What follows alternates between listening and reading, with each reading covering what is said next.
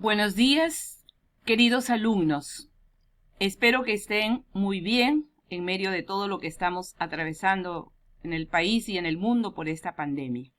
Pero bueno, también espero que se estén cuidando y tomando todas las medidas de higiene. Bien, chicos, vamos a continuar con nuestra tercera sesión de aprendizaje y hoy vamos a hablar sobre las civilizaciones de Mesopotamia y Persia. Aquí tienen algunas imágenes, este es de Mesopotamia y este es de Persia. Bien, ¿por qué en Mesopotamia se desarrollaron culturas diferentes? Vamos a ver.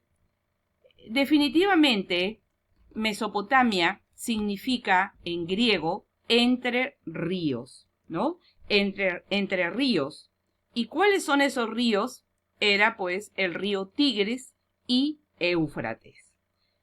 La Mesopotamia, que significa entre ríos, se divide en tres zonas. Alta Mesopotamia, Mesopotamia Media y Baja Mesopotamia, ¿no?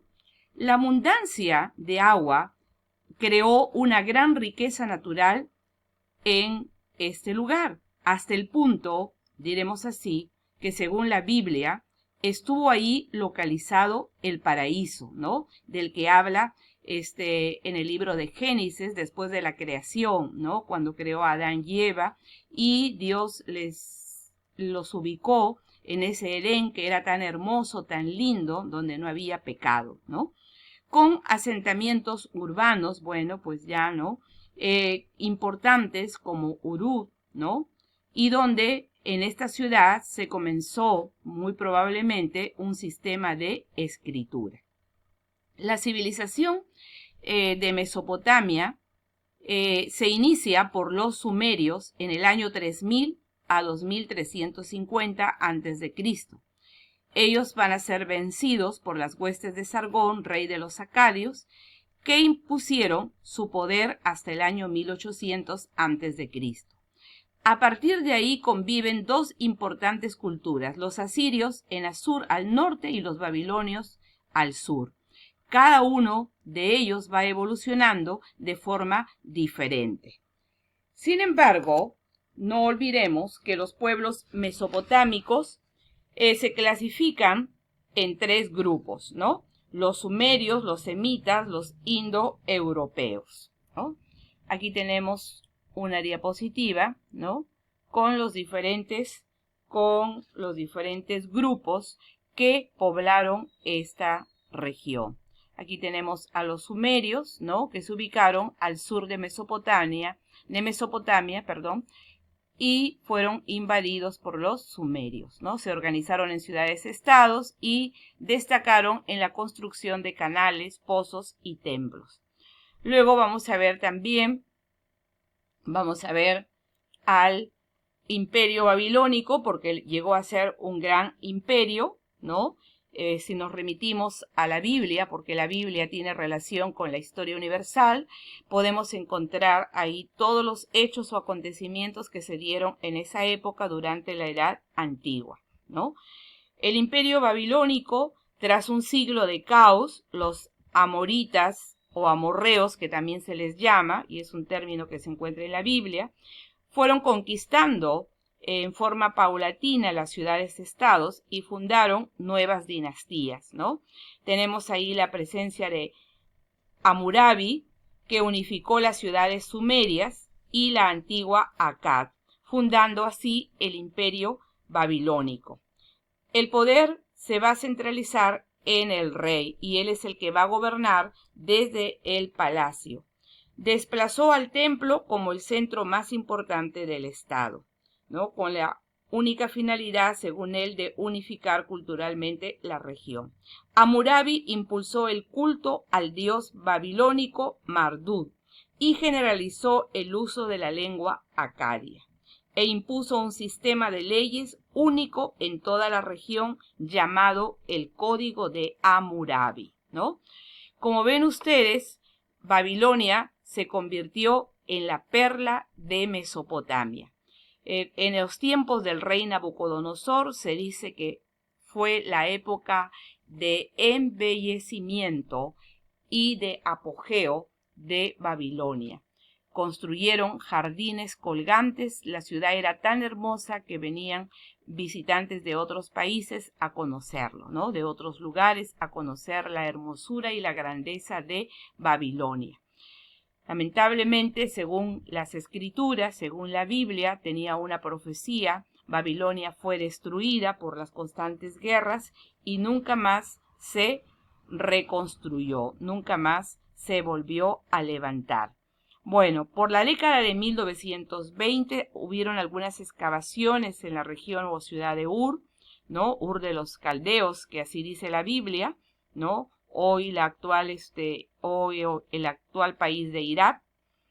Se encontró una caja de madera decorados con mosaicos, ¿no? Esa era la forma en que ellos trabajaban. Luego tenemos aquí la organización económica, ¿no? Se dedicaron, su base fue la agricultura, pues tenían estos ríos, ¿no? Tenían varias cosechas al año, producían cebada, otros cereales e intercambiaban los excedentes con otros pueblos vecinos, ¿no? Había gran cantidad de caravanas, personas que eran comerciantes o mercaderes, que así les decían, ¿no? Que llevaban productos agrícolas o artesanales para vender o intercambiar con otras personas de la región. En cuanto a la organización social, tenemos que aquí era jerárquica y estratificada, al igual que las otras civilizaciones. Tenemos aquí el rey, ¿no? En la parte piramidal, ¿no?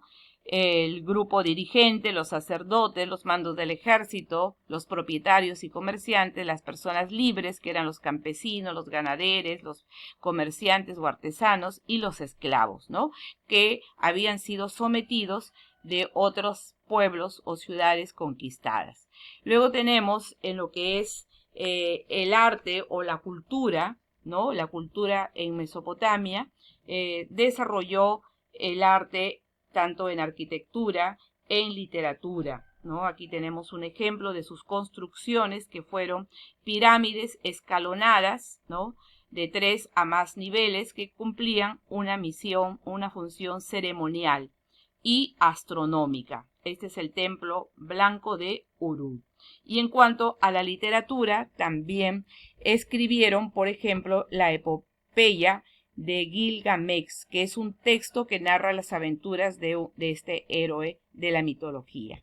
En cuanto a la ciencia, ellos fueron unos de los que crearon la rueda, ¿no? Fue un adelanto que contribuyeron los sumerios en los finales de la edad de hierro.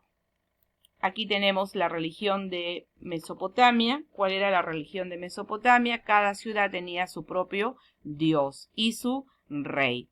Eran independientes.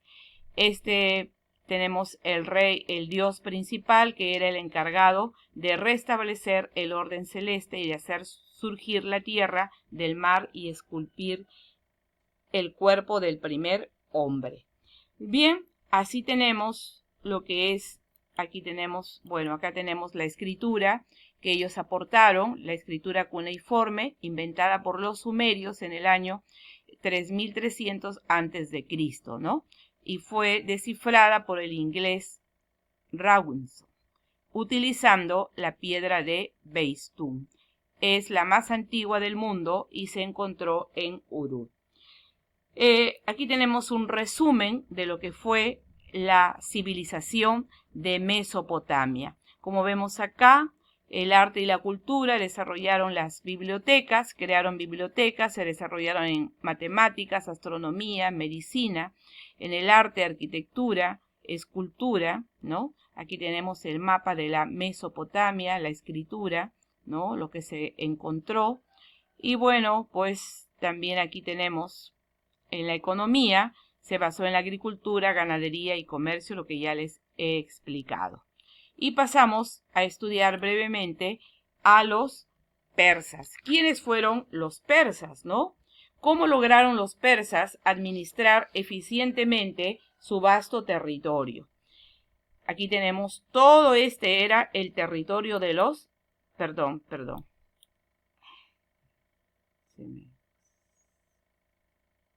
Bueno, vamos a solucionar el problema.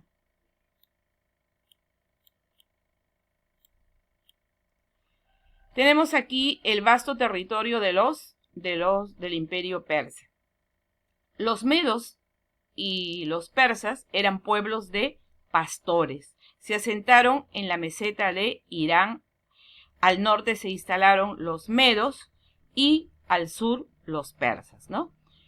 La ubicación geográfica, vamos a ver, se desarrollaron, ya les dije, en la meseta de Irán, tenían un clima cálido en verano y frío en invierno, valles fértiles, y aquí los dos pueblos, los medos al noreste y los persas al sureste, frente al Golfo Pérsico que hemos apreciado. ¿Cuál es la historia de los persas? ¿No? Era un pueblo de lengua indoeuropea, se van a originar como un grupo eran un grupo de tribus, ¿no? Nómades que vivieron en la prehistoria y fueron avanzando, radicaban al norte de la meseta de Irán. Pero por el año 1400 a.C., algunas de estas tribus antepasadas de los persas históricos se trasladaron al sur de Irán. Aquí tenemos la evolución histórica de ellos, ¿no? La evolución histórica. Aquí tenemos a Cambises, que gobernó poco tiempo, fue hijo del rey Ciro, realizó la conquista de Egipto y derrotó al faraón Psamético III, apoderándose de la región del Nilo, ¿no? Fueron las constantes conquistas que se hicieron en esa época. Darío I, en el año 521 a 485 a.C., conquistó el valle del Indo, incorporó a Tracia, lo que es ahora Turquía, a sus dominios, e intentó conquistar a los griegos en las guerras médicas, pero fueron derrotados en la batalla de Maratón. El Estado persa, aquí tenemos las características de la administración persa, ¿no? En la cúspide se encontraba el gran rey, quien era el que tenía el poder absoluto. Aquí tenemos las formas de su administración: tolerancia religiosa, mantenimiento de estructuras administrativas, ¿no? Y el facilitamiento del comercio, mediante la construcción de caminos y canales, ¿no? Aquí tenemos la sociedad persa, el rey, la aristocracia, clase media y popular, campesinos y esclavos, que eran los prisioneros de las conquistas militares y realizaban los trabajos más forzados, tanto en obras públicas como también en los palacios. Y aquí tenemos una síntesis de lo que fue la civilización persa, ¿no? No olvidemos que ellos desarrollaron un arte que recibió la influencia egipcia, griega, principalmente. Fueron importantes las tumbas reales excavadas en los acantilados y sus esculturas sirvieron para la decoración de sus palacios y tumbas. Bueno, aquí tenemos una síntesis de lo que fue la cultura persa. Así es que, chicos, por favor, vayan leyendo, desarrollando sus módulos, cuídense, no olviden que hay que tomar todas las precauciones, limpiar, asear todo, su casita, su dormitorio, sus cositas. Cuando van a comprar, por favor, desinfectar, y cuiden a papá, mamá, hermanitos menores, a los abuelitos, a todos, ¿no? Y ustedes mismos cuídense, porque este coronavirus no tiene, parece, edad, ¿no?